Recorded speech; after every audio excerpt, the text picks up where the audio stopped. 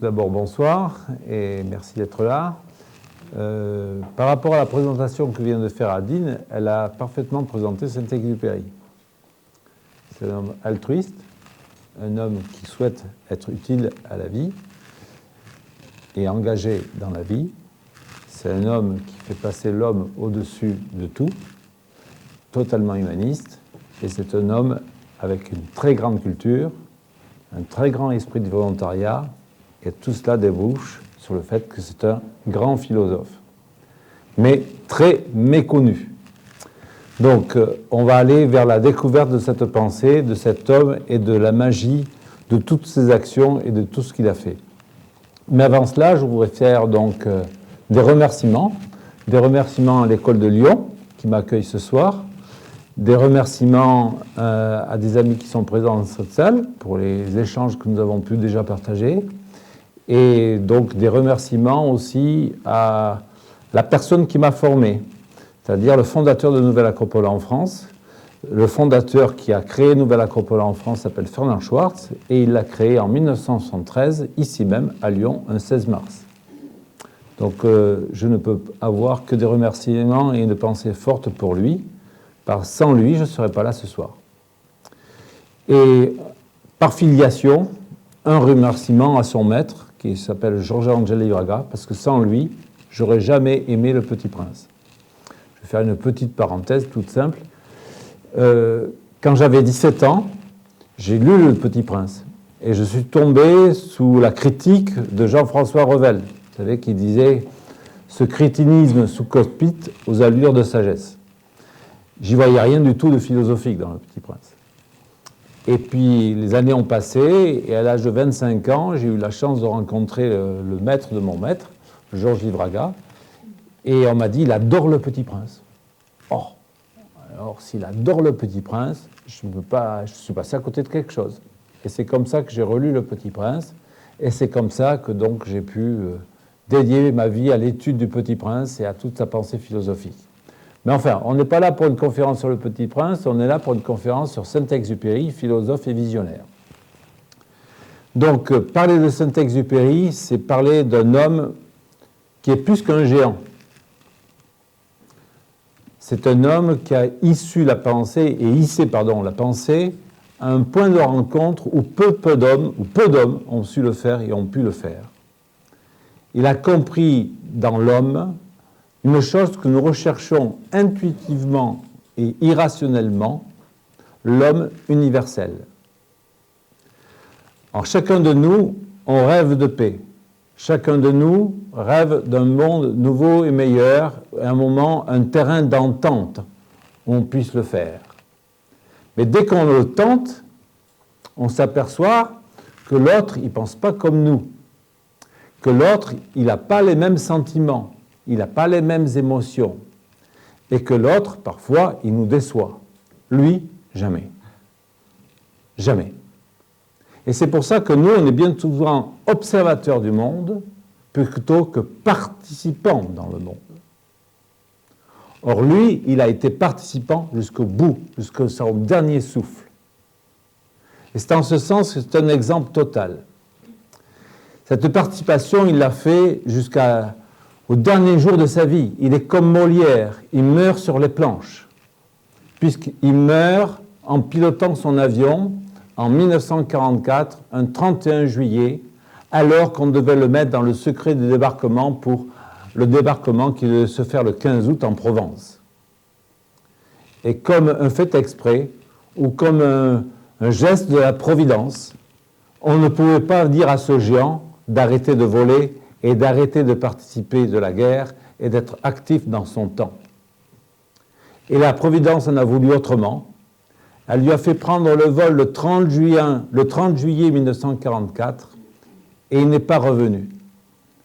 Et ainsi s'est inscrit une légende, la légende de Saint-Exupéry. Mais en fait, cet homme, il a été quelque part voilé et masqué par son fils. C'est son fils qui a mangé le papa. Le Petit Prince a mangé Saint-Exupéry. Pour la petite histoire, très rapidement, Le Petit Prince, il ne souhaitait pas l'écrire. Le Petit Prince est un de ces rares livres qu'il écrit qui est une commande, une demande. C'est une demande de ses éditeurs qui, en août 1942, lui demandent d'écrire Le Petit Prince. Je passe, c'est une autre conférence, donc je ne vais pas la faire, mais pour tout ça, pour vous dire simplement que ce Petit Prince, il va l'écrire, il partira donc des États-Unis le 2 avril 1943.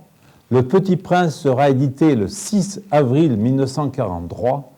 Il n'en connaîtra rien, il ne saura rien du Petit Prince, il n'aura même pas un exemplaire. Et un an après sa mort, un an après, il meurt, et un an après sa mort, Le Petit Prince devient une vedette internationale. Il sera traduit en France en 1946, et à partir de là, vous connaissez tous la vie du Petit Prince. Mais ça a voilé la pensée de Saint-Exupéry, ça a voilé son œuvre, et ça a voilé ses œuvres majeures, dont deux essentielles. S'il y en a deux à retenir, c'est Terre des Hommes et Pilote de guerre. Avec ça, on a tout le descriptif qu'il nous faut pour construire le XXIe siècle. C'est en ce sens qu'il est philosophe et c'est en ce sens qu'il est visionnaire. Aujourd'hui, on est tous d'accord pour dire que ça ne va pas bien. Il y a un truc qui tourne pas rond. Aujourd'hui, on est tous d'accord pour se dire il y a sûrement des choses à faire et il y a sûrement des choses à changer. Mais lui, il l'a vu en 1936, en 1937, en 1938. Il avait la vision, il avait le regard, il avait la compréhension. En ce sens, cet homme-là n'était pas isolé, il était seul avec lui-même.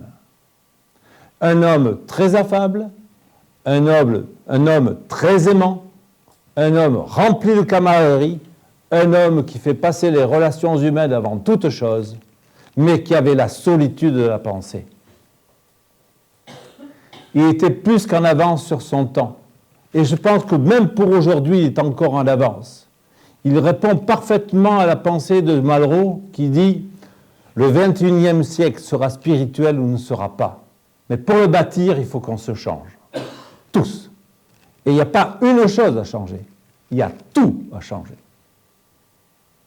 Tous nos rapports sont à changer. Nos rapports avec la mort sont à changer. Nos rapports avec Dieu sont à changer. Nos rapports avec la métaphysique sont à changer. Nos rapports avec la beauté sont à changer. Il y a tout à redéfinir parce que tout aujourd'hui est sur une pente lente et progressive qui va vers le non-sens. Et lui, c'est un philosophe du sens. Donc c'est un homme plus qu'éclairé, plus qu'avant-gardiste, et il nous explique comment il faut le faire. Et j'espère que cette conférence sera utile et qu'elle permettra à chacun d'entre nous d'avancer un pas de plus vers cette réalisation humaine, trouver l'homme dans l'homme. Alors, s'il y a des wokismes dans la salle, je suis désolé, j'emploierai le terme « homme » avec un grand H.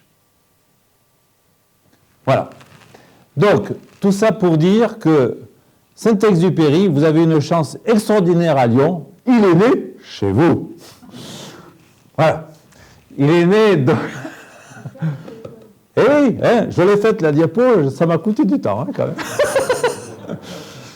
Donc, voilà, vous reconnaissez, c'est la place Bellecour, d'accord, ok, et en haut, c'est le Petit Prince et Saint-Ex, le fils et le papa, c'est le seul fils qu'il a eu. C'est un fils métaphysique qu'il a eu. C'est un fils de la pensée qu'il a eu. C'est un fils de l'espoir qu'il a eu. C'est un fils qui raconte l'éternelle jeunesse qu'il a eue. C'est le fils de l'essentiel, du profondément fort et juste. Et vous connaissez tous, donc c'est rue Saint-Antoine de Saint-Exupéry, c'est juste à côté d'ici, maintenant je connais, hein, voilà. Et j'ai même mis sur la colonne que je trouve très sèche, parce que des fois c'est un peu sec la colonne, Donc, ce n'est pas marqué sur la colonne, c'est moi qui l'ai marqué. Hein. Ici, à Lyon, est née une étoile. Voilà. Voilà, c'est une étoile. Saint-Exupéry, si on devait le résumer, c'est une étoile. C'est une quête. C'est un espoir. Il nous raconte le devenir humain. Cette étoile, il la met en signature sur son dernier livre. Pour tous ceux qui connaissent Le Petit Prince, allez à la dernière page du livre, c'est son testament. Il n'écrira plus rien d'autre. C'est une étoile. Et il ne sait pas que ce sera son testament. Dites-vous bien une chose. Chez Syntex, tout est pensé. Tout est mis au bon endroit. Tout est ciselé. Tout est travaillé à la perfection. Sa mère disait, il cisèle ses écrits comme un diamantaire façonne son diamant.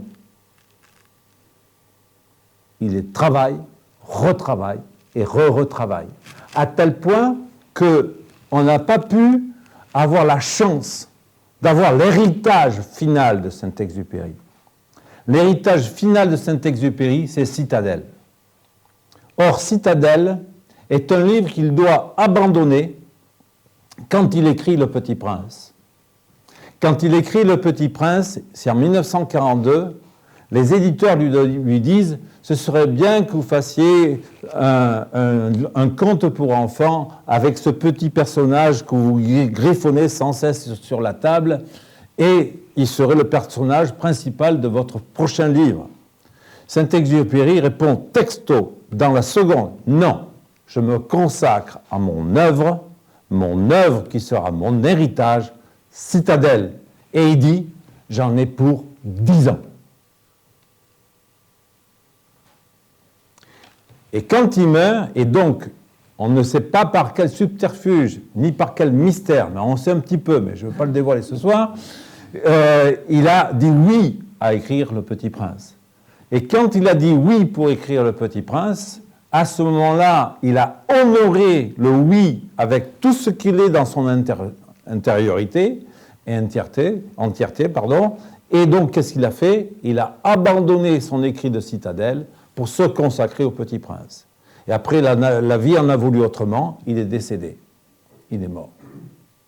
Donc, de Citadelle, on n'a eu que des manuscrits épars qui ont été recombinés par des gens qui l'ont fait à titre posthume. Ce n'est pas du tout un livre achevé, c'est pour ça qu'il est si difficile à lire. Et vous pouvez sincèrement le prendre ou l'ouvrir, une page, et l'histoire, on s'en fiche, parce qu'il n'a pas le temps de la faire. Mais Citadelle, comme son nom l'indique, est un hommage au plus grand des chefs de Saint-Exupéry, qui s'appelle Dieu. La pensée de Saint-Ex est une pensée qui nous fait converger vers Dieu, comme seul point d'unité pour l'homme. Si vous en doutez, lisez ses écrits. C'est en ce sens qu'on pourrait dire que cet homme-là n'est pas forcément quelqu'un qui répond à une chaire ou à une ligne particulière de la religion. Mais il se dit toujours héritier des valeurs chrétiennes, ou on pourrait dire aujourd'hui héritier des valeurs christiques. Lisez le chapitre 24 et le chapitre 25 de Pilote de guerre.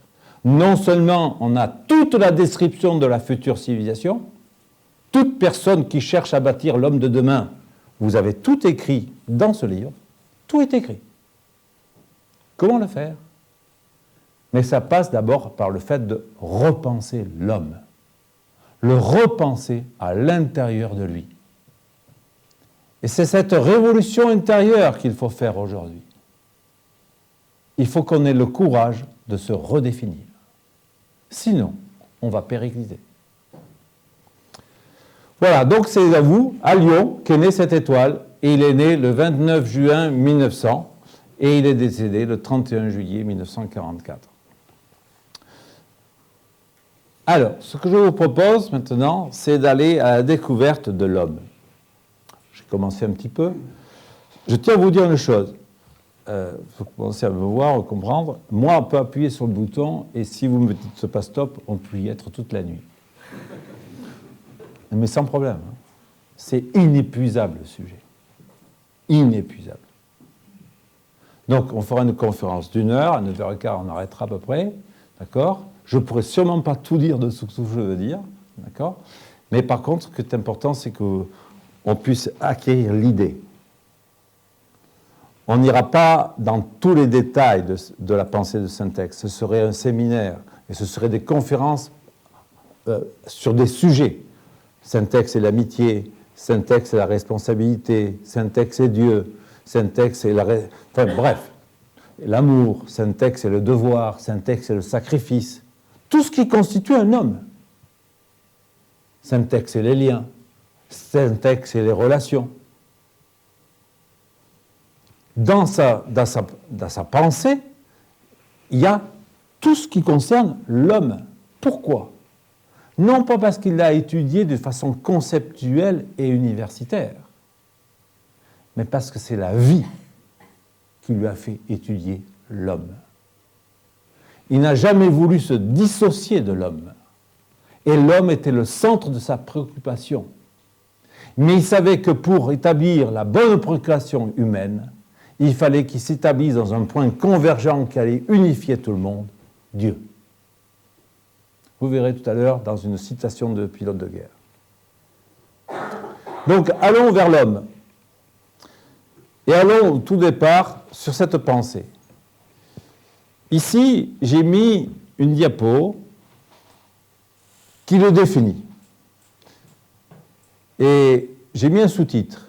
Homme de Renaissance, gentilhomme de la Renaissance, idéaliste, philosophe. Saint-Ex a réussi une chose, en tant que philosophe de la vie et homme de la vie, d'harmoniser deux contraires, la voie de l'action et la voie de la contemplation. Bien souvent, les gens vous disent, pour que les choses soient vraies, il faut que je sois concret, il faut que je le touche, il faut que je le mange. Ben non, mais c'est pas... il faut que je le fasse. Oh, tu n'es pas dans le vrai, tu ne fais pas. Non, Saint-Ex, il dit d'abord aussi, il faut savoir contempler. Et qu'on ne peut pas dissocier l'un de l'autre. C'est un homme de l'action et un homme de la contemplation. Il croise ce qu'on appelle en philosophie de la Renaissance les contraires. Et c'est pour ça qu'en bas, sous l'homme d'action, je vous ai mis Julien de Médicis, et cette statue faite par Michel-Ange s'appelle la vie active. J'invente rien, hein ?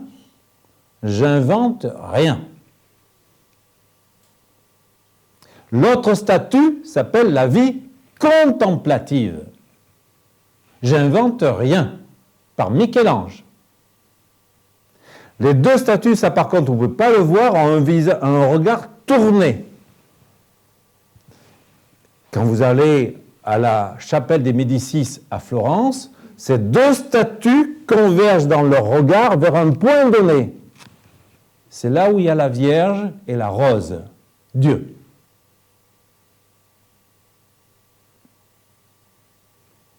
Notre point de convergence est un point d'élévation. Dieu n'est pas une entité extérieure à soi. Dieu est une entité à l'intérieur de soi qui nous demande lentement et progressivement de nous élever et de grandir.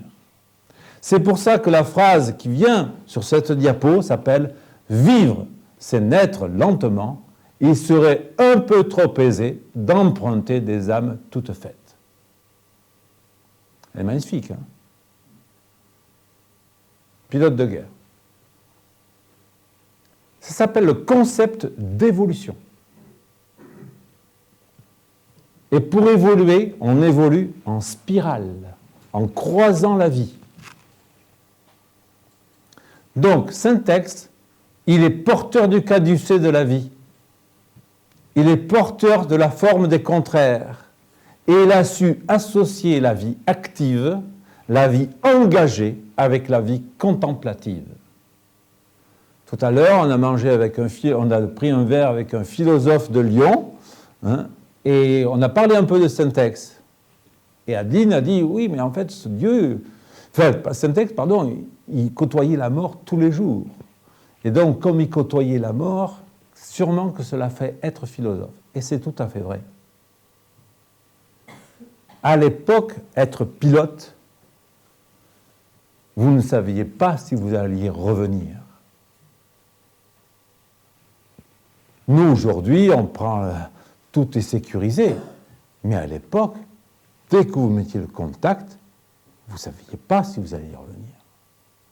Ils sont tous morts. Tous ses amis sont morts.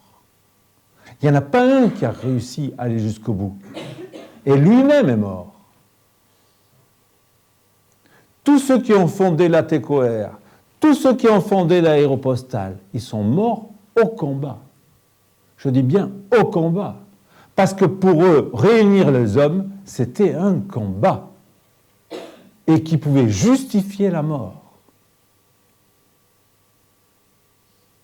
Est-ce qu'on est prêt à faire ça, nous? À combattre pour relier les hommes et en justifier notre propre mort?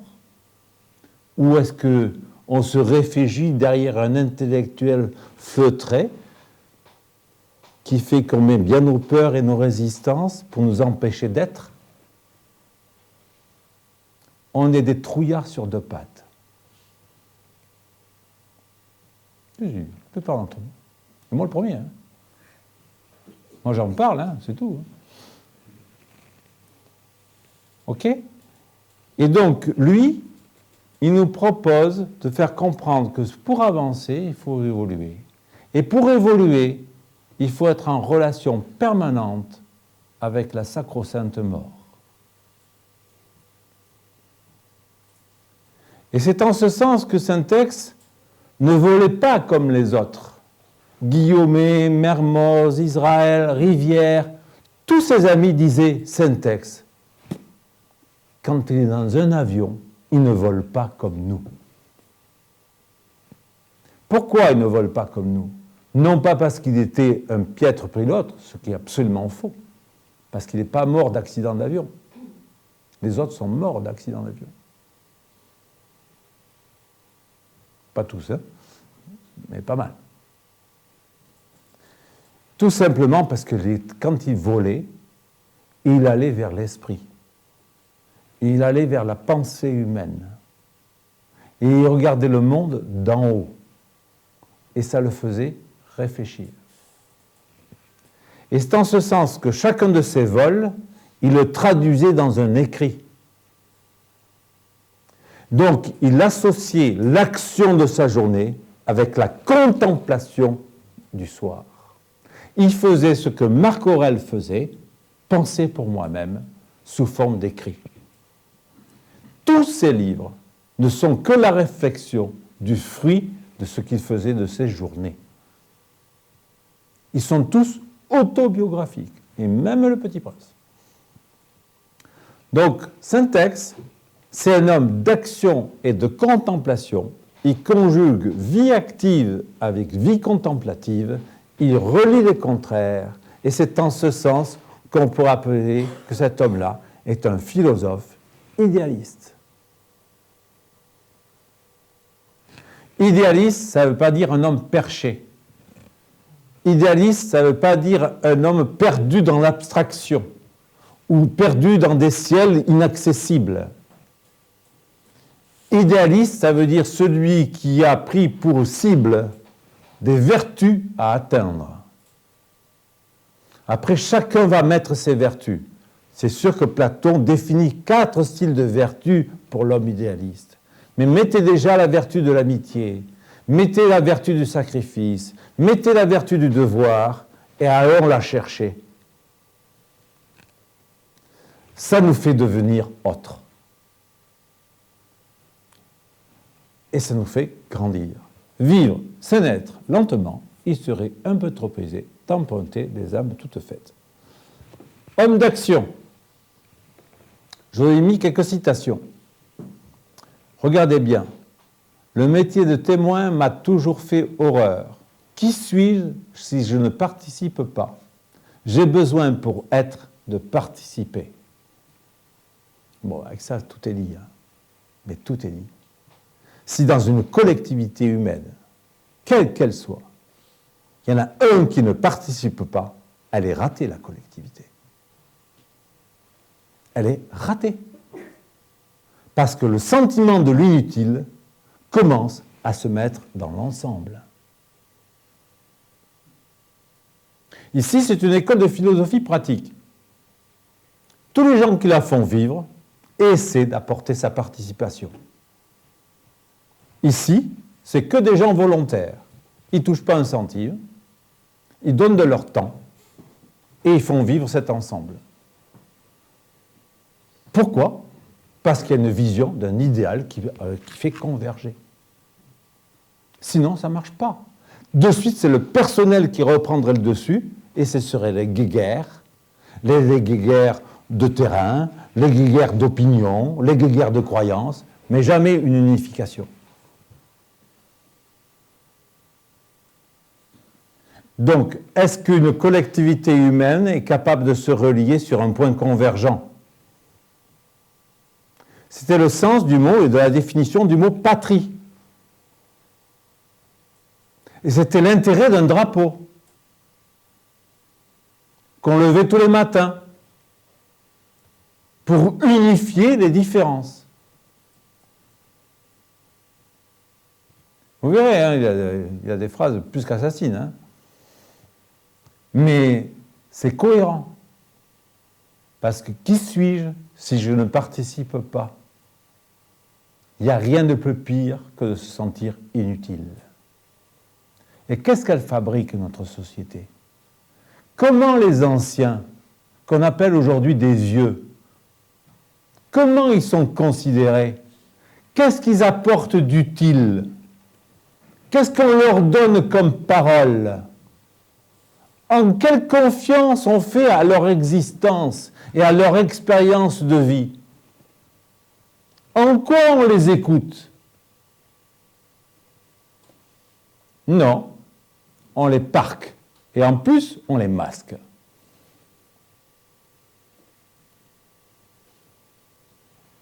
Alors, la deuxième phrase, tu vois, je ne pourrais pas vivre si mes actes ne correspondaient pas à ce que j'écris. Et ce que j'écris correspond toujours à ce que je peux. Bon, ben ça, c'est magnifique aussi. Hein? Ça s'appelle une vie morale. En philosophie, la vie morale, c'est le moins d'écart possible entre ce que l'on pense et ce que l'on fait. L'alignement, la verticalité, la rectitude, c'est la capacité d'aligner ce que l'on pense avec ce que l'on fait.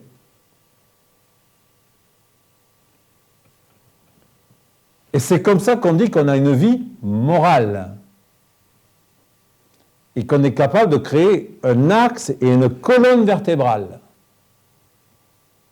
Bien souvent, il y a des écarts. Et l'art de la rectification, c'est d'accorder le plus possible entre ce que je fais et ce que je pense, l'action. Et Saint-Exupéry, tout ce qu'il a écrit, il l'a fait. Je dis bien tout.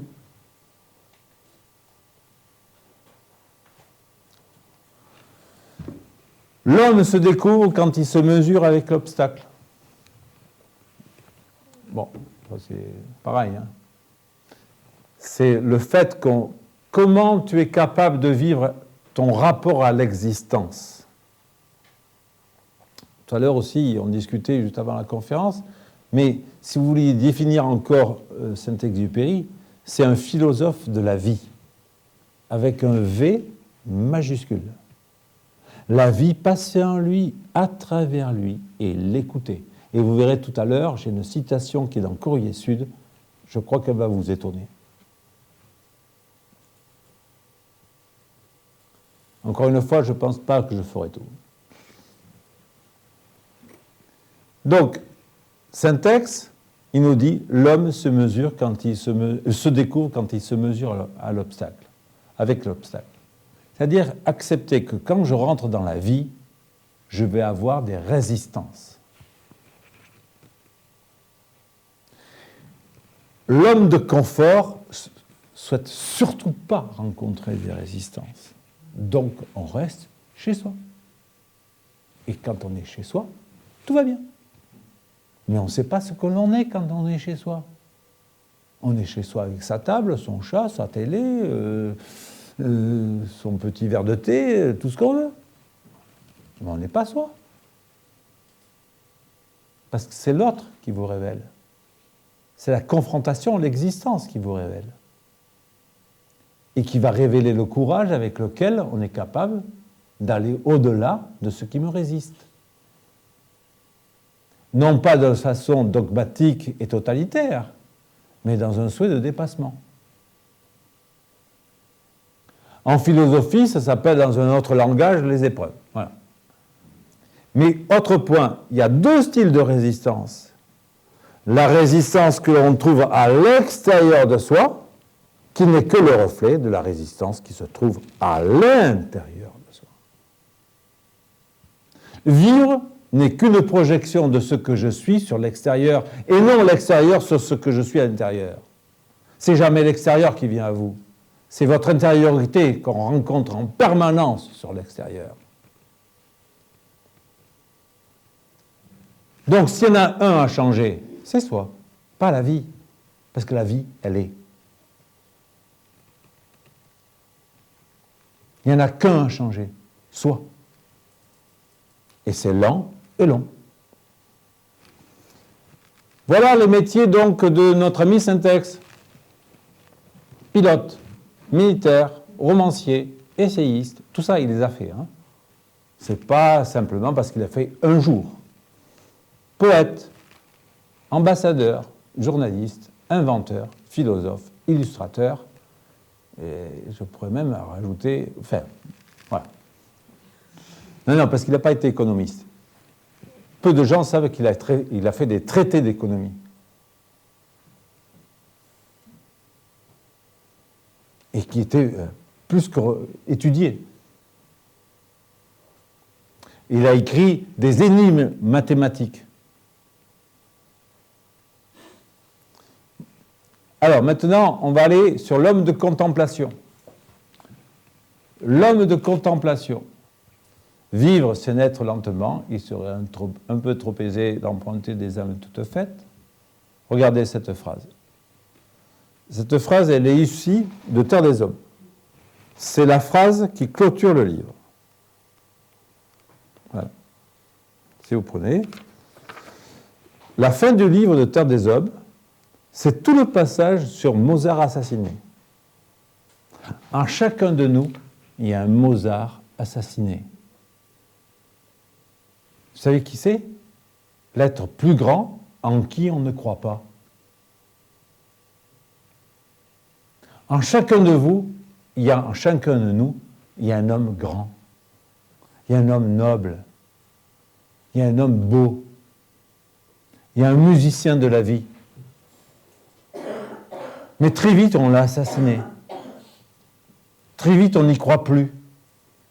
Très vite, on perd la confiance avec lui. Et on se ratatine. Être homme, c'est exprimer sa grandeur. Et toute personne qui exprime sa grandeur, c'est vivre avec la providence. C'est-à-dire sentir qu'il a une destinée. L'homme a une destinée. L'homme n'est pas une poupée de chiffon perdue dans l'immensité cosmique, comme dirait Jacques Monod. L'homme habite un vaisseau spatial extraordinaire avec lequel il est en collaboration. Il est dans un grand tout, où, comme dirait Teilhard de Chardin, une harmonie universelle et une volonté de vivre universelle convergent et s'harmonisent en lui. L'homme n'est pas le fruit d'un hasard.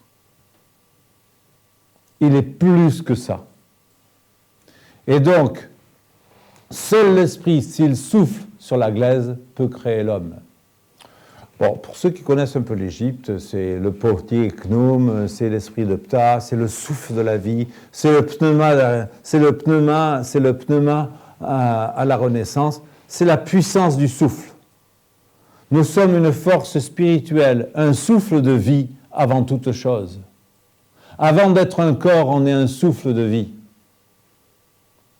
Et ce souffle de vie, soyons sympathiques avec nous-mêmes. Laissons-le s'exprimer. Et c'est pour ça que, dans le livre, vous avez tout le passage sur Mozart assassiné. Vous pouvez ce soir rentrer à la maison, avant de vous endormir, lire la fin. C'est simplement une seule petite page. D'accord ? Et puis, maintenant, le livre devait se terminer là. Et il discute avec Malraux. Et il dit à Malraux, tu crois qu'il faut que je la mette, cette phrase? Et Malraux lui dit, non, elle est trop bien. Et il revient sur ses pas, il est dans l'escalier, il l'écrit et il envoie le manuscrit. C'est comme ça qu'est née la phrase. Donc, seul l'esprit, s'il souffle sur la glaise, peut créer l'homme. La phrase d'après, elle est plus complexe, mais elle est très belle.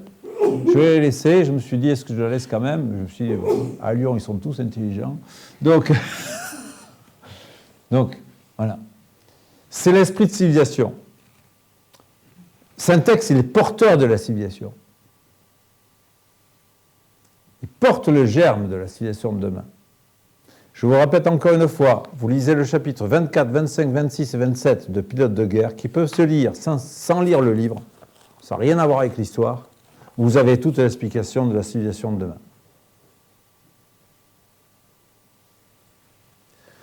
Une civilisation est un héritage de croyances, de coutumes, de connaissances, lentement acquises au cours des siècles. Difficile parfois à justifier par la logique, mais qui se justifie d'elle-même, ça c'est magnifique, comme les chemins s'ils conduisent quelque part, puisqu'elle ouvre à l'homme son étendue intérieure. Voilà. Une civilisation est la construction de l'homme intérieur. C'est la construction de ce qui fait sens. Et il disait dans sa lettre, qui est la lettre générale X, qu'il laisse sur la table du commandant juste avant de s'envoler le 30 juillet 1944, il suffit d'écouter un chant folklorique du XIVe siècle pour mesurer la pente descendue. Alors, je reste assis parce qu'on m'a donné envie de rester assis, mais sinon, des fois, j'ai envie de me lever. Mais je me lève pas. Je fais un effort. Hein. Aujourd'hui, on ne vit pas. On est des bourrins. On rit plus. On ne s'amuse plus. Tout est codifié, bilantisé. Comment on pourrait dire étudié par la fausse raison, qui vous fait croire que c'est la vraie. On n'est même plus heureux de mourir, parce qu'on n'est pas heureux de vivre. On est loin de Pantagruel, de Rabelais, de la vie, tout simplement. La pente descendue a été vraiment descendue.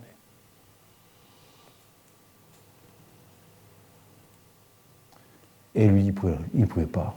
C'était pas possible pour lui. C'était impossible pour lui. C'était une souffrance immense.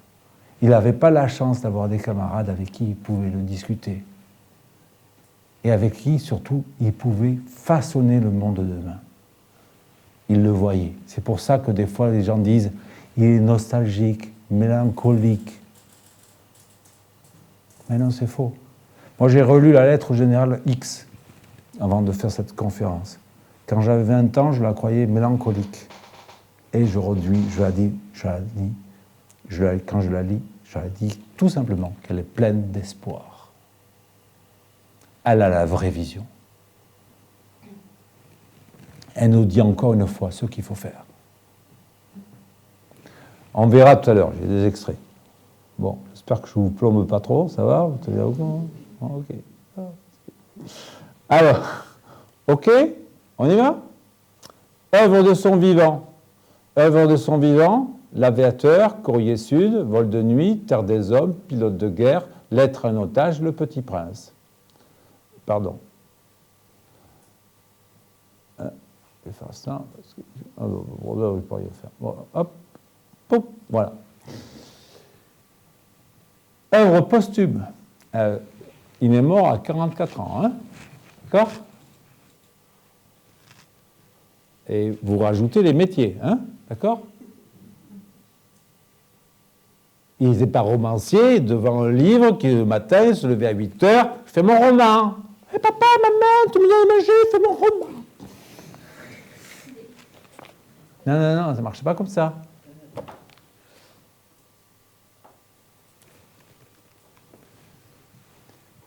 Œuvre posthume, c'est-à-dire écrite, toute écrite par lui.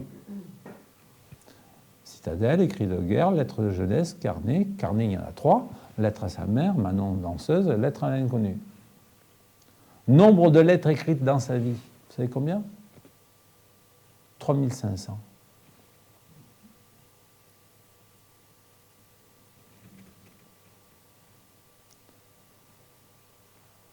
Bon, 44 ans. Hein.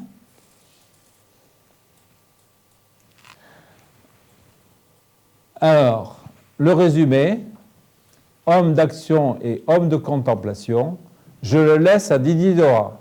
Didier Dora, c'est son chef, son patron, son chef avant tout, et qu'il a engagé à la TECOR. À l'âge de 26 ans, il va rentrer à la TECOR, et là, M. Didier Dora, qui était un homme qui avait plus que du flair, qui savait lire dans le cœur des hommes et dans la valeur des hommes, avait compris qu'avec Syntex, il y avait quelque chose d'un peu différent. Pour la petite histoire, sachez que lorsque Mermoz est allé se faire engager chez Didier Leroy, pour l'épater et pour lui montrer qu'il était un très bon aviateur, il a fait des loopings, il a fait des rasemotes. Il assoit, il arrive sur le tarmac, il sort de l'avion, il est persuadé de l'avoir complètement épaté.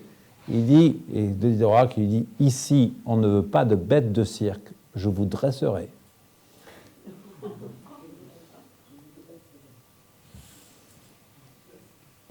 Voilà qui était Didier Dora. Didier Dora, il lui fait son portrait, et il le met en scène, il en fait le premier personnage de Vol de nuit, avec Rivière. Rivière, vous mettez à la place de Rivière, vous mettiez Didier Dora, c'est lui.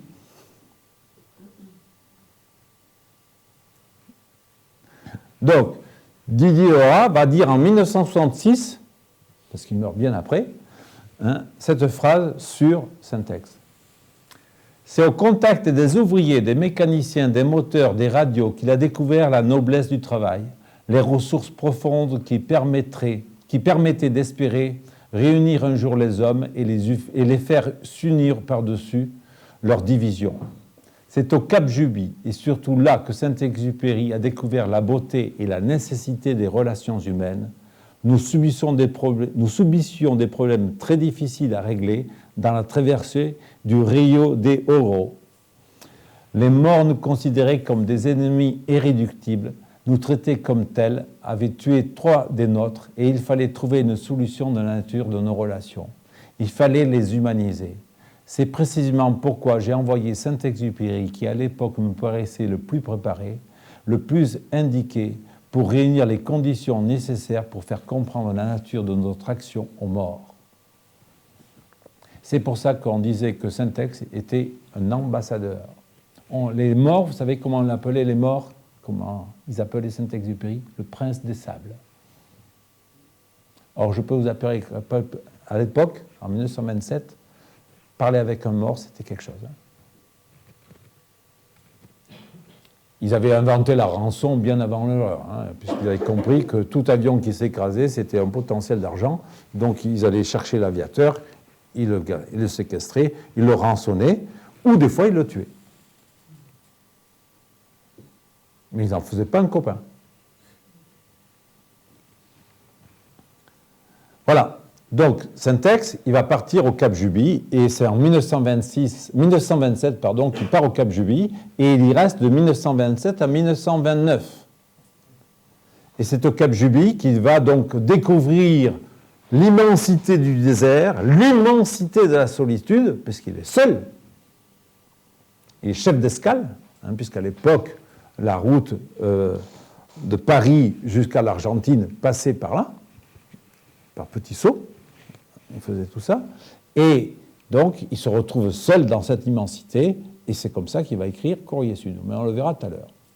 Alors, là, on a vu l'homme d'action, l'homme de contemplation, et j'aimerais terminer pour présenter l'homme par ces derniers écrits qui nous sont restés. C'est la lettre au général X. Vous irez sur Internet et vous taperez lettre au général X. Et c'est une lettre qui fait 3 pages, qu'il a écrite en juin 1943. Il a écrite donc à Tunis, et cette lettre était sûrement destinée au général de Tunis, qui s'appelle le général Chambe. Mais elle ne lui a jamais été envoyée. On va retrouver cette lettre le 30 juillet 1944 sur le bureau du commandant, la veille du dernier vol de Syntex. C'est une providence. Et c'est pour ça que tous les biographes disent que c'est sa lettre testamentaire. Et regardez bien ce qu'il dit. « Ah, général, il n'y a qu'un problème, un seul de par le monde, rendre aux hommes une signification spirituelle, des inquiétudes spirituelles, faire pleuvoir sur eux quelque chose qui ressemble à un chant grégorien. » Ça, c'est le début de la lettre.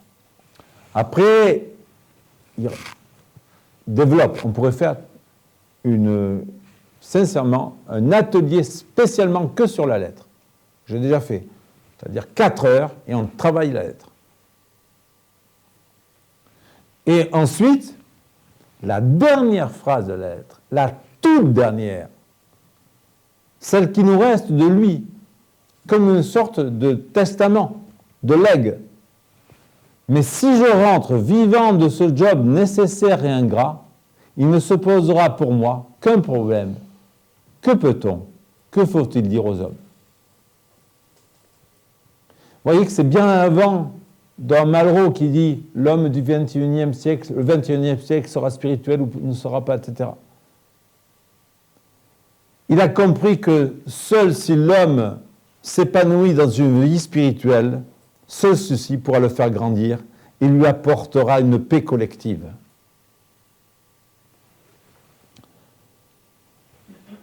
Voilà les dernières images. Voilà. Ça, c'est la photo de son dernier vol. C'est juste avant de partir. Voilà, ça c'est le décollage, le 31 juillet 1944. Et en Corse, ils sont partis. La Corse, je rappelle le cliché, un aviateur, Saint-Exupéry, d'accord, on dirait entendre un basque, s'envola le 31 juillet 1944 pour sa dernière mission de guerre. C'est à Borgo, près de Bastia, qu'il va faire son dernier vol. Ok, la Gourmette, d'accord, je l'ai mise parce qu'elle était reçue ensuite à Marseille, le 7 septembre 1998, on voit la Gourmette. Ok? Maintenant, nous allons passer sur vie et œuvre. Vie et œuvre. On va commencer par la vie. Alors, il est issu d'une famille de 5 enfants. C'est le 3e de la famille. D'accord? Son papa va mourir alors qu'il a 4 ans, en 1904. Ceci va le marquer fortement. Et surtout qu'à l'époque, il n'y avait pas le même système d'aide. Donc sa mère, Simone, non, c'est pas Simone, je ne me rappelle plus exactement le prénom de sa mère. Sa mère va donc partir avec les 5 enfants et elle va faire tant bien que mal, elle va réussir à élever ces 5 enfants. Mais l'enfance a toujours été quelque chose, pour Saint-Exupéry, de très particulier. Voilà, vous avez deux phrases magnifiques sur l'enfance. L'enfance, ce grand territoire d'où chacun est sorti. D'où suis-je? Je suis de mon enfance, je suis de mon enfance comme d'un pays. Voilà. Toutes les grandes personnes ont d'abord été des enfants, mais peu d'entre elles s'en souviennent.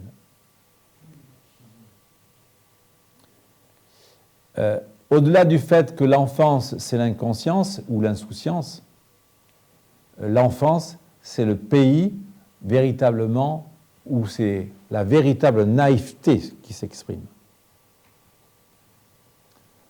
Une naïveté de départ qui n'est pas trop calculée. Et lui, il a eu ce souci du retour à cette enfance et le retour à cet enfant intérieur, comme on dit. Et le Petit Prince sera en quelque sorte le legs du retour de l'enfant intérieur. Et le Petit Prince, je tiens à vous dire, ce n'est pas un enfant, comment on pourrait dire, fragile dans le sens non construit. Le Petit Prince, c'est un enfant qui est roi. C'est pour ça que lorsque vous regardez le Petit Prince, il est habillé en roi. Et il meurt immortel. Mais une autre conférence. Donc, ok. Et les surnoms de Syntex, Roi Soleil, Pique la Lune, Ours Brun. Ça, c'est Consuelo qui l'appelait comme ça. C'est un peu ours. Il ne répondait pas à tous les critères, des fois. Voilà. Pique la Lune parce qu'il avait son nez qui était un peu en trompette. C'était ses enfants, c'était les copains de la classe qui l'appelaient Pique la Lune. D'accord? Mais après, ça lui restait en tant qu'adulte, parce qu'en fait, comme il volait autrement. Donc, ils disaient tous, il est dans la Lune. D'accord? Et au Roi Soleil, c'est sa sœur Simone, qui va dire que c'est un Roi Soleil. Puisque là, vous le voyez ici, vous voyez? Et en fait, dès qu'il est petit, c'est le leader de la fratrie. C'est lui qui amène, qui fait tous les jeux, qui dirige toute la famille, voilà, et il amène tout le temps le côté espiègle, le côté joueur, le côté vital. Voilà. Et pour la petite histoire, son frère François, voilà, son frère François va donc décéder alors qu'il a 17 ans. Syntex a 17 ans et son frère a 14 ans. Il décède en 1917. Et vous avez un texte. Son frère, il est mort de rhumatisme au niveau cardiaque. Et avant de mourir, il a dit à Syntex, viens, je vais te dicter mon testament. Il a 14 ans. Hein? Je te lègue ma bicyclette et tous mes jouets. C'est marqué texto. Ça touche tellement Syntex qu'il va mettre ce passage de vie dans Terre des Hommes. Vous avez tout un passage sur ça, sur la mort. Il parle de son frère. Mais ce passage, il le met aussi en fin du Petit Prince. Tu croiras que je suis mort, mais ce ne sera pas vrai. Tu comprends, ce corps, il est trop lourd. On ne peut pas l'amener là-haut. Ce sera sur terre comme une vieille écorce abandonnée. D'accord? Voilà. Ici, c'est les grandes lignes de sa vie. Je vais passer très rapidement. Ce qui est important, c'est que ce n'est pas un élève surdoué, enfin, il est doué, mais il n'est pas travailleur. Donc, il rate Santé Naval. Ça le met en désespérance, mais il part à Paris en 1919 et il va faire Naval pour faire les Beaux-Arts. Il part à Paris pour faire les Beaux-Arts. Et à Paris, il est accueilli dans la grande famille, etc. Et il va rencontrer la famille de Vilmorin et il va rencontrer sa première sa première rencontre, c'est Louise de Villemorin, avec qui il se fiançaille. Mais les parents disent « Vous êtes aviateur, hors de question de vous marier avec ma fille.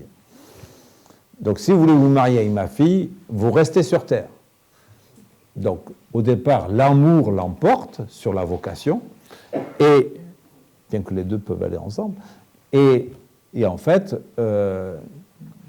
bien, tout simplement, il se transforme en vendeur de camions, il n'en vend pas un. Et donc, au bout d'un an, il arrête et il dit ben, je me sépare de Louise de Villemorin et je vais faire mon métier de prédilection, aviateur. Aviateur, c'est une chose qu'il a dans le sang. Quand il est petit, 1910, je vous le répète encore une fois, voler, c'était la folie, quoi. Et à 12 ans, il va raconter un bobard à son oncle. Il va dire « Maman m'a autorisé de faire le baptême de l'air. Tu m'amènes ?» C'est pas vrai du tout. Et donc, il arrive sur l'aérodrome, hop, il décolle, il fait son baptême de l'air, tout heureux, puis il rentre à la maison. « Maman, maintenant, je veux être aviateur. » Et c'est comme ça qu'il va construire sa carrière d'aviateur. Après, à 22 ans, il a ses premiers brevets, etc. Et c'est à 26 ans qu'il est décrété pilote. Et c'est à 26 ans qu'il rentre à la TECOR et qui devient donc, qui fait toute sa carrière dans l'aviation. En 1929, il va écrire son premier livre, Courrier Sud. En 1931, il écrit Vol de nuit. Vol de nuit, qui est une lettre d'amour à Consuelo de 80 pages qu'il a remis et reconfiguré pour écrire Vol de nuit. D'accord ? Et ensuite, en 1939, Terre des Hommes, 1942, Pilote de guerre, Lettre à un otage et Le Petit Prince. Entre-temps, il fait plein de métiers, plein de choses. Voilà, bon, je vais passer sur la vie. Ah, ça, ce sont les brevets d'invention de Saint-Exupéry, et là, vous avez le brevet d'économie. Tout ceci, on a pu le voir lors de l'exposition aux arts décoratifs en juin 2022 qui a eu lieu à Paris. On a même vu l'original du Petit Prince. Maintenant, l'œuvre. Alors, on va faire après, on va aller assez vite. Enfin, Courrier Sud. Alors, Courrier Sud, c'est écrit en 1929, pilote de la compagnie La TECOR depuis octobre 1926. Une année plus tard, Saint-Exupéry est nommé chef d'aéroplace à Cap-Juby. Il habite un fort perdu entre le désert et l'océan, à proximité d'une piste où les avions de la compagnie atterrissent une fois par semaine. Ses jours et ses nuits, surtout, sont vides. Pour meubler sa solitude, il écrit « Je lis un peu et me suis décidé à écrire un livre. J'ai déjà une centaine de pages et suis assez empêtré dans sa construction. » Il va donc publier en 1929 Courrier Sud, et le destin d'Antoine de Saint-Exupéry sera changé. Voilà. Au départ, il pensait en vendre 5. Hein, voilà. Et comme le remarque si bien Umberto Eco, il est désormais difficile de savoir s'il volait pour écrire ou s'il écrivait pour voler. C'est homme d'action et homme de contemplation. Alors maintenant, on va lire cette phrase tous ensemble. Et je pense que je pourrais même arrêter la conférence avec ça. Là, vous avez toute la pensée de Saint-Ex qui s'écrit à l'âge de 26 ans et qui devait se formaliser dans Citadelle. Regardez bien. Tout ce qui est écrit est issu du livre.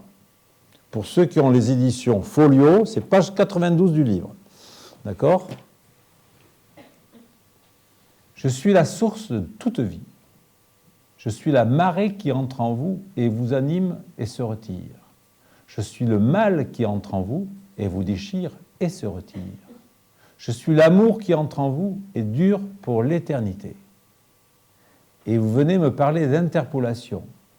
Et vous venez dresser contre moi votre misérable logique humaine. Il y a une phrase que j'ai oubliée. Et vous venez me parler d'interpolation et du 4e évangile. C'est Marcion. Et vous venez me parler d'interpolation, de Marcion et du 4e évangile. Et vous venez dresser contre moi votre misérable logique humaine, quand je suis celui qui est au-delà, quand c'est d'elle que je vous délivre. Ô prisonniers, comprenez-moi, je vous délivre de votre science, de vos formules, de vos lois, de cet esclavage de l'esprit, de ce déterminisme plus dur que la fatalité. Je suis le défaut dans l'armure, je suis la lucarne dans la prison, je suis l'erreur dans le calcul, je suis la vie. Voilà. Là, vous avez ce texte. Mais ce n'est pas fini. Parce qu'après, il va expliquer celui qui est derrière la vie.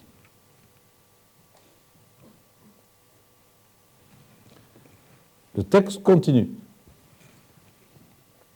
Vous avez intégré la marche de l'étoile, ô génération des laboratoires, et vous ne la connaissez plus. C'est un signe dans votre livre, mais ce n'est plus de la lumière. Vous en savez moins qu'un petit enfant. Vous avez découvert jusqu'aux lois qui gouvernent l'amour humain, mais cet amour même échappe à vos signes. Vous en savez moins qu'une jeune fille. Eh bien, venez à moi. C'est un appel, attention. Cette douceur de la lumière, cette lumière de l'amour, je vous les rends. Je ne vous asservis pas, je vous sauve. De l'homme qui le premier calcula la chute d'un fruit et vous enferma dans cet esclavage, je vous libère. Ma demeure est la seule issue. Que deviendrez-vous hors de ma demeure, hors de ce navire où l'écoulement des heures prend son plein sens? Comme sur l'étrave luisante, l'écoulement de la mer qui ne fait pas de bruit, mais porte les îles. Ma demeure est la seule issue. Que deviendrez-vous hors de ma demeure? C'est Dieu. Parce qu'en fait, ceci dans le livre, c'est un serment d'un prêtre.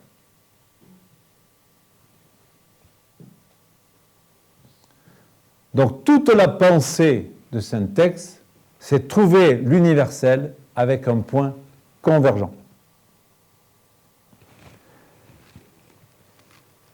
1931, vol de nuit. Vol de nuit, c'est André Gide qui en fait la préface, d'accord? Il avait, voilà, et dans Vol de nuit, il met le surpassement de soi, le sens du devoir, etc. Pour Saint-Exupéry, Vol de nuit est surtout un hymne à la nuit, celle qui réveille les souvenirs et invite à une profonde méditation, la nuit qui inquiète, la nuit difficile, la grande nuit qui les enferme. Une fois de plus, Saint-Exupéry puise dans son expérience pour raconter une histoire. Voilà. Dès la première page, le livre est dédié à Didier Dora, chef d'exploitation de la Compagnie Générale Aéropostale qui lui a inspiré le personnage de Rivière, responsable du réseau. Le livre est donc couronné du prix Femina et accède donc à une reconnaissance d'écrivain pour Saint-Exupéry auprès de ses pairs. Alors j'ai mis quelques citations issues de Vol de nuit. Dans la vie, il n'y a pas de solution, il y a des forces en marche, il faut les créer et les solutions suivent.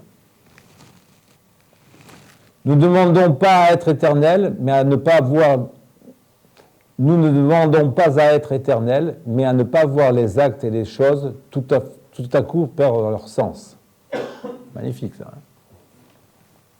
Je vous dis, c'est de la construction. Regardez, celle-là, elle est magnifique. Si la vie humaine n'a pas de prix, nous agissons toujours comme si quelque chose dépassait en valeur la vie humaine. C'est vrai, on peut se poser des fois la question, mais on fait combien de morts, les guerres, tout ça, hier. Et on sent qu'il y a toujours quelque chose de plus. Le but peut-être ne justifie rien, mais l'action délivre de la mort. Aimez ce que vous commandez, mais sans leur dire. Le règlement est semblable au rite d'une religion qui semble absurde, mais qui façonne les hommes. Il faut forger les hommes pour qu'ils servent. Les échecs fortifient les forts. C'est l'expérience qui dégagera les lois. La connaissance des lois ne précède jamais l'expérience. L'ordre doit régner même dans la maison des morts. Une fois la route tracée, on ne peut pas ne plus poursuivre. Terre des hommes. Terre des hommes, c'est l'apothéose en tant que livre sur les relations humaines, la capacité de créer les liens et Terre des hommes, c'est le moment où enfin Syntex regarde le monde avec plus grande maturité. Il a 39 ans. Et c'est encore André Gide qui lui propose d'écrire « Pourquoi n'écririez-vous pas quelque chose qui ne serait pas un récit continu, mais une sorte de, enfin, comme un bouquet, une gerbe, sans tenir compte des lieux et du temps, le regroupement en divers chapitres des sensations, des émotions, des réflexions de l'aviateur. » Je passe d'un chapitre à l'autre, il déploie sa pensée humaniste et visionnaire dans un langage universel. C'est là où la pensée de l'homme universel est en train de naître. Il illustre son point de vue sur le monde et alimente sa réflexion sur de nombreux thèmes, la mort, l'amitié, l'héroïsme, la quête de sens. Le livre devait s'appeler « Étoile par grand vent », mais en décembre 1938, à l'imprimerie de Lagny-sur-Marne, Saint-Exupéry change sur les épreuves le titre par « Terre des hommes ». Voilà. Publié en 1939, ça deviendra le prix de l'Académie française. Citation, je passe parce que... non, voilà. Après, on a Pilote de guerre. Et Pilote de guerre, c'est 1942. Alors, pour la petite histoire, Pilote de guerre, c'est un livre qu'il écrit en Amérique pour inciter l'Amérique à rentrer dans le conflit européen. Syntex est parti en Amérique en 1940 comme ambassadeur et se faire porte-parole pour en quelque sorte, intéresser l'Amérique au conflit européen. Et donc, il va écrire Pilote de guerre. Et Pilote de guerre va être un succès phénoménal en Amérique. Pendant 6 mois, il est en tête des ventes. 6 mois. Et dans Pilote de guerre, il est quelle heure? Ah oui, bon, on va arrêter là bientôt. Donc, dans Pilote de guerre, je vais simplement lire quelques petites citations. Regardez bien quand même, le livre est publié d'abord aux États-Unis en février 1942, simultanément en français. La mission du 23 mai 1940 sur Arras lui fournit le titre de la version anglaise, Flight to Arras. Les Américains sont bouleversés. S'il y en a qui veulent le PowerPoint, si vous avez des clés USB, je vous passe. Les Américains sont bouleversés par le récit durant 6 mois en tête des ventes. Le livre contribue à rectifier l'image de la France aux yeux de l'opinion publique et des hommes politiques.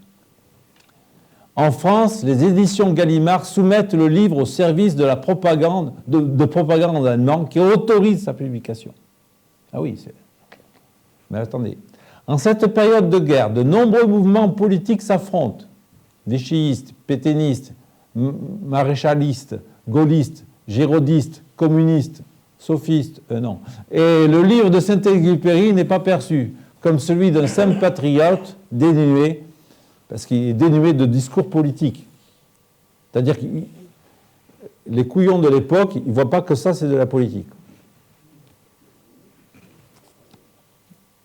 Ils sont incapables de comprendre que c'est un livre politique, mais universel, pas partisan. Vous savez que De Gaulle, à un moment donné, Syntex a été accusé d'être pétainiste,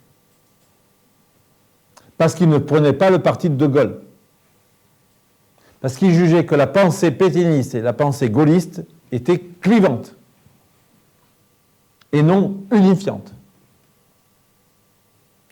Quelque part. Il ne s'est pas trompé en plus. Il ne s'est pas trompé. On le comprend que maintenant. Et donc, il a dit, moi je ne prends pas parti, je suis pour combattre, je suis pour agir, je lutte contre, mais je ne lutte pas au nom d'eux. Je lutte pour la France, je lutte pour l'unité de la civilisation, pour l'unité de la culture. Et donc, comme il n'avait pas pris parti, les Américains français, en 1942, ont mis dans le journal en Amérique Saint-Exupéry, pétainiste. Ça va le plonger dans une mélancolie profonde. Et c'est pour ça qu'il va écrire Le Petit Prince. Mais c'est un chapitre qui est dans Le Petit Prince. Bon, enfin, bref. Donc, comme ce n'est pas politique, soi-disant, pilote de guerre, eh ben, les gens le jugent comme étant un peu pas engagé. La presse collaborationniste lui réserve un accueil haineux et l'entourage du général de Gaulle dénonce le livre avec la même violence. On lui reproche entre autres les pages sur Jean Israël, colonel patriote au courage exceptionnel, à un moment où les Juifs sont pourchassés. Finalement, les autorités allemandes interdisent le livre parce qu'il prend position pour les Juifs. C'est pas politique. Plusieurs éditions clandestines sont imprimées et diffusées par les mouvements de résistance. Donc c'est un livre qui s'est vendu sous le manteau en France. Alors qu'en Amérique, c'était un livre qui faisait la une. Regardez bien, avec pudeur et amour de l'homme et de son pays, Saint-Exupéry rend hommage à ceux qui ont sacrifié leur vie. Il signe le manifeste d'une France qui refuse la défaite. Il livre une œuvre de réflexion sur les fondements de la civilisation occidentale. Il croit à la victoire parce qu'il croit aux vertus d'une tradition spirituelle qui offre à chacun des raisons de croître, de se dépasser, de se sacrifier pour bâtir le monde. Voilà, donc on va lire simplement une phrase. Je vais vous lire deux petits passages de pilote de guerre. Vous tenez encore le coup, ça va? Vous n'êtes pas assommé?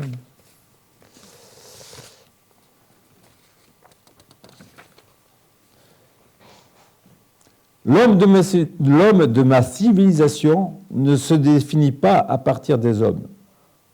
Une cathédrale est bien autre chose qu'une somme de pierres. Elle est géométrie et architecture. Ce ne sont pas les pierres qui la définissent. C'est elle qui enrichit les pierres, c'est-à-dire la cathédrale, de sa propre signification. Ces pierres sont ennoblies d'être pierres d'une cathédrale. Les pierres les plus diverses servent son unité. La cathédrale absorbe jusqu'aux gargouilles les plus grimaçantes dans son cantique. Mais peu à peu, j'ai oublié ma vérité. J'ai cru que l'homme résumait les hommes, comme la pierre résume les pierres. J'ai confondu la cathédrale et somme de pierres. Et peu à peu, l'héritage s'est évanoui. Il faut restaurer l'homme. C'est lui l'essence de ma culture. C'est lui la clé de ma communauté. C'est lui le principe de ma victoire. Avec ça, tout est dit. On pourrait dire encore d'autres choses, mais c'est le temps de dire merci, Monsieur Saint-Exupéry. Voilà, merci.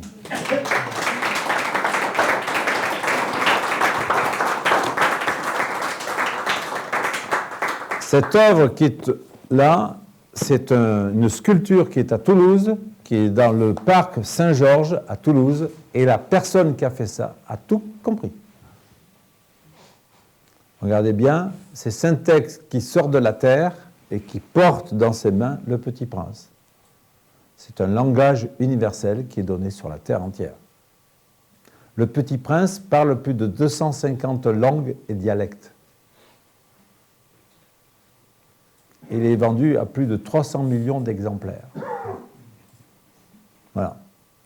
Bon, mais je vous remercie. Peut-être que vous avez des questions. Je n'ai pas pu tout faire, mais j'en ai fait pas mal. Merci beaucoup. C'est pas trop chaud, ça va? Vous m'entendez? Non, mais on peut faire la parole. Juste pour enregistrer. Est-ce que parmi vous, avec cet exposé qu'a fait Olivier Larègle, est-ce que vous avez des questions à lui demander? C'est le temps des questions. Assommé, pas assommé. Vous connaissiez Saint-Ex? Un petit peu? Pas bien. J'ai trouvé très passionnant. Merci beaucoup. J'espère que ça vous donnera envie de le lire, envie de le découvrir, envie d'en parler et comprendre qu'il est vraiment porteur pour demain. Voilà. S'il y a des questions, vous levez le doigt. Sinon, je vous recommande ce livre qui est de Stan Rougier. Je crois même qu'il est d'ici. Stan Rougier, c'est un prêtre, et qui a écrit Saint-Exupéry, donc une approche de Dieu, en approche de Dieu. Voilà. Que peut-on dire? Et il fait tout un commentaire sur les livres, etc., sur les pensées, etc. Très bien fait. Et sinon, je vous recommande les livres de Saint-Ex. Hein, bien entendu. Voilà. Alors, il y a une question? Ouais. Ah, une question. Monsieur Jacqui. Merci beaucoup d'abord, Olivier. Moi, je me pose une question. Est-ce qu'il est arrivé trop tôt, trop tard? Est-ce que dans la période dans laquelle il était et le besoin qu'il a senti pour apporter quelque chose aux hommes, il n'a pas trouvé suffisamment de gens, de personnes pour capter son message et on va dire construire quelque chose, construire une école, un groupe.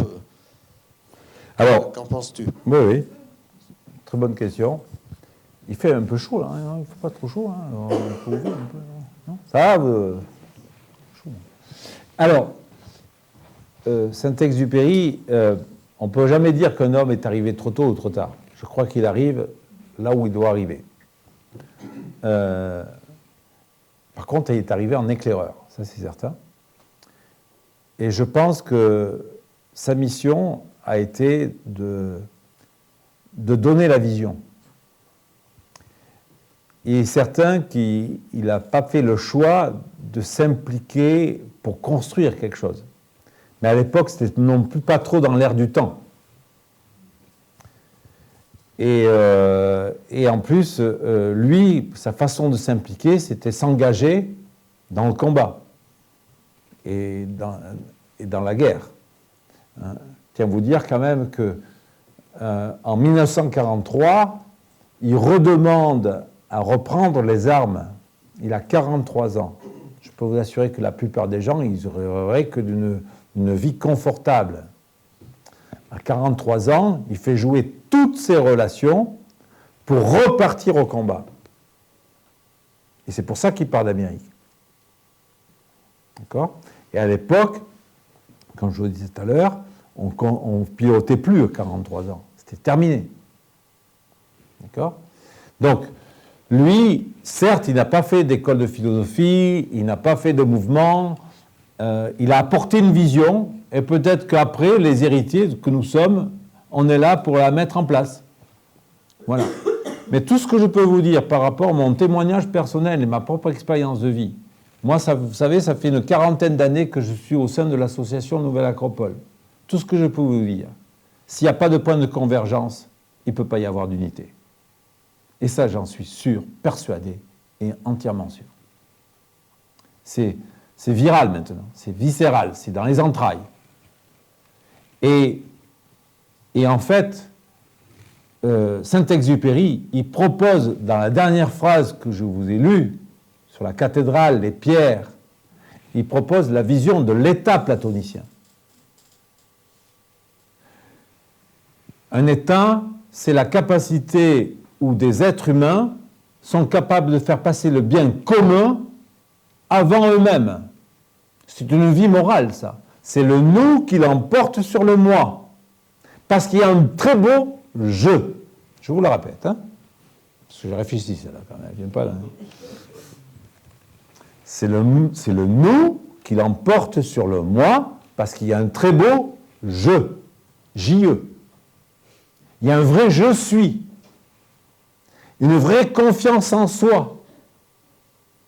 Et c'est comme il y a un vrai je suis que le moi, le petit moi, se soumet à la valeur du nous. Et c'est ainsi que naît l'homme de devoir. L'homme de devoir ne peut pas naître comme étant quelqu'un qui va devoir obéir d'une façon bête et stupide. Il ne peut vivre l'homme de devoir que s'il a fait vivre son je suis. Et à ce moment-là, il comprend le nous et il comprend le sens du devoir. Donc, Saint-Ex est sûrement arrivé peut-être un peu tôt. Alors là, il y a une chose dont il est certain, il va mieux pas pour lui qu'il arrive plus tard. Ah, je crois que là, non, mais là, il ne pouvait pas, quoi. Nous, regardez, pour comprendre ces textes, il nous faut combien d'années de vie? Sincèrement, soyons honnêtes. On ne les comprend pas à 20 ans, sauf quelques personnes éclairées. Nous, c'est une expérience de vie qui nous fait avancer vers ça. Et qui nous fait arriver vers une compréhension de ça. Nous, on est en culotte courte dans la spiritualité. Et on avance progressivement à la compréhension de la véritable humanité, qui est un mariage de l'humain avec le divin. Quand l'humain et le divin se rencontrent, naît l'homme, avec un grand H. Donc voilà. C'est un peu l'objectif d'une école de philo comme nous, qui essayeront de faire de la philosophie pratique appliquée à la vie quotidienne et de créer une fraternité humaine. Le point de convergence, c'est une fraternité. Mais pour qu'il y ait fraternité, il faut qu'il y ait différence. Et pas uniformité. Et pour qu'il y ait différence, il faut qu'il y ait expression du je. Je suis. La naissance des valeurs internes de chacun. C'est comme ça que peut s'accomplir une véritable collectivité. Et qu'on peut créer donc quelque chose d'intelligent ensemble. Vous savez, ce n'est pas toujours tendre de faire une école de philo comme ici. Hein. Il y a des conflits, il y a des batailles, il y a des préjugés, il y a des non-dits, il y a des choses à épurer, il y a les sourires de surface, et il y a les colères rentrées. Croyez que c'est simple? Ben non. C'est un combat humain. Et c'est en ce sens que c'est hyper intéressant et que c'est vivant. Sinon, ça ne servirait à rien si c'était béni oui-oui. Ce serait mensonge béni oui-oui. Mais où ça existe une collectivité béni oui-oui? Que chez les menteurs. Mais les menteurs, ça ne peut pas avancer. Donc il faut du courage pour affronter tout ça. Et surtout, comme le mot l'indique, le mot courage, beaucoup d'amour. Voilà.